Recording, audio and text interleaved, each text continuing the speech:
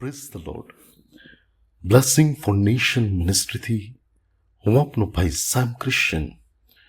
ઈશ્વર પિતાએ આજે આપણને આપેલા આજના એક નવા સુંદર દિવસે આપને પ્રભુ ઈસુ ખ્રિસ્તના નામમાં પ્રેમી સલામ પાઠવું છું. આજે આપણે ઈશ્વરના અદ્ભુત અને ખાતરીદાયક વચન પર મનન કરીશું. લુકની લખેલી સુવાર્તા તેનો 18મો અધ્યાય અને તેની પહેલી કલમ. ત્યાં પ્રભુનું વચન કહે છે, સર્વદા પ્રાર્થના કરવી જોઈએ અને કાયર થવું નહીં. વલાઓ, આજના વચનની અંદર તમને તમારા જીવનની અંદર હિંમત અને પ્રભુમાં એક નવું બળ મળે તેના સંદર્ભમાં પ્રભુનું વચન છે. આજનો સંદેશ એક એવો સંદેશ છે જે આપણા દરેકના જીવનને એક એવો પડકાર આપે છે કે જેની અંદર આપણે પ્રાર્થના અને તેનો જે જવાબ અને તેના સંબંધી ઉત્તરમાં જ્યાં આપણે નિરાશ અને નાસીપાસ થઈ જઈએ કે જ્યારે આપણને પ્રાર્થનાનો જવાબ નથી મળતો. વચન આપણને કહે છે કે સર્વદા પ્રાર્થના કરવી જોઈએ અને કાયર થવું જોઈએ નહીં. ત્યારે હું આજે આપને પૂછું છું કે શું આપણે સતત પ્રાર્થના કરીએ છીએ? શું આપણે જવાબ ન મળે ત્યારે પણ પ્રાર્થના ચાલુ રાખીએ છીએ? ઘણા લોકો શરૂઆતમાં ઉત્સાહથી પ્રાર્થના કરે છે, પરંતુ સમય જતાં તેઓ પ્રાર્થનાનો જવાબ ન મળતા થાકી જાય છે, નિરાશ થાય છે અને પ્રાર્થના કરવાનું છોડી દે છે. પરંતુ પ્રભુ આપણને એવું કહે છે કે હંમેશા પ્રાર્થના કરો અને હિંમત ના હારો. અને ત્યાં એક દ્રષ્ટાંત પ્રભુ ઈસુ જણાવે છે કે એક ન્યાયાધીશ વ્યક્તિ હતો. તે ઈશ્વરથી ડરતો નહોતો અને માણસોની પણ પરવા નહોતો કરતો. અને એક વિધવા સ્ત્રી એની પાસે ન્યાય માંગવા માટે આવે ત્યારે પેલો વ્યક્તિ એને કોઈ પણ પ્રકારે પ્રતિસાદ ના આપે.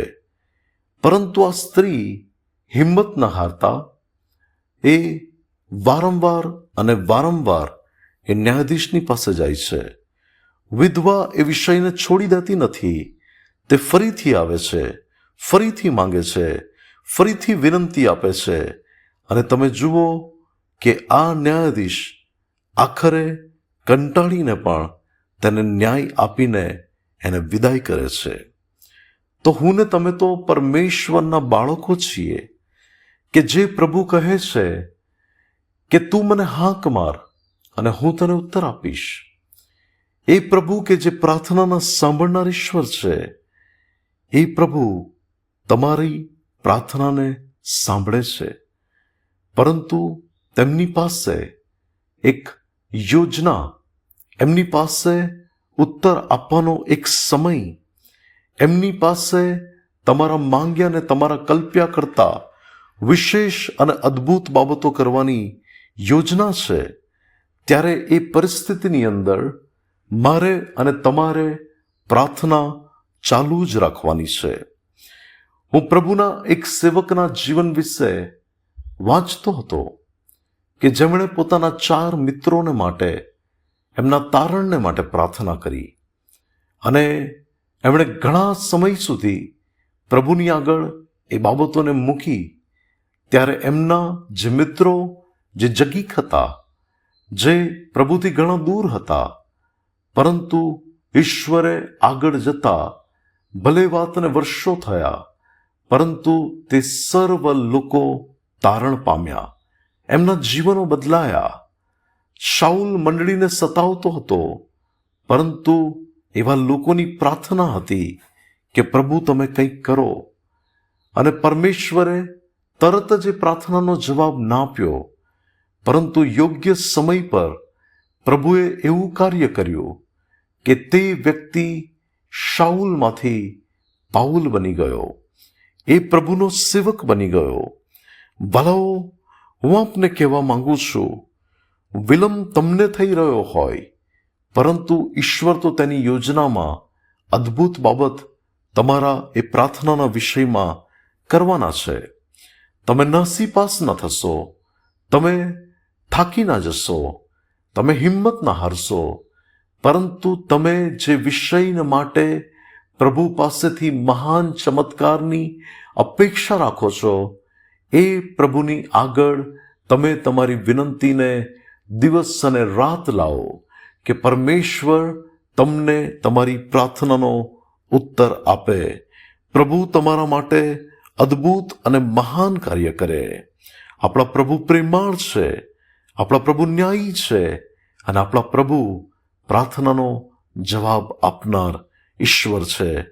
તો ચોક્કસપણે તમે તમારી પ્રાર્થના જ્યાં સુધી જવાબ ના મળે ત્યાં સુધી ચાલુ રાખો અને વિશ્વાસ રાખો કે પ્રભુ એ બાબત દ્વારા એક મહાન અને અદ્ભુત સાક્ષી ઊભી કરશે અને તમે પ્રભુનો મહિમા જોશો. પ્રભુ આજના પવિત્ર વચન દ્વારા આપણને આશીર્વાદિત કરે. આવો આપણે પ્રાર્થના કરીએ.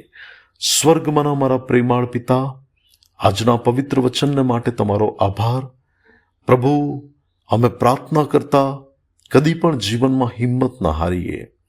શત્રુ ઘણી બધી વાર નકારાત્મક વાતો પ્રભુ તારા લોકના કાનમાં નાખે છે કે તું આટલી પ્રાર્થના કરે છે પણ તને જવાબ નથી મળતો, તું ઉપવાસ કરે છે પણ એનું શું પરિણામ? પરંતુ પ્રભુ, મારી પ્રાર્થના છે કે તારા લોકો હિંમત ન હારતા પ્રભુ પ્રાર્થના કરે અને તમારા મહાન કામને જુએ તેવું થવા દો. પ્રભુ ઈસુના નામે માંગીએ છીએ. આમીન. May God bless you. Have a blessed day. શાલોમ.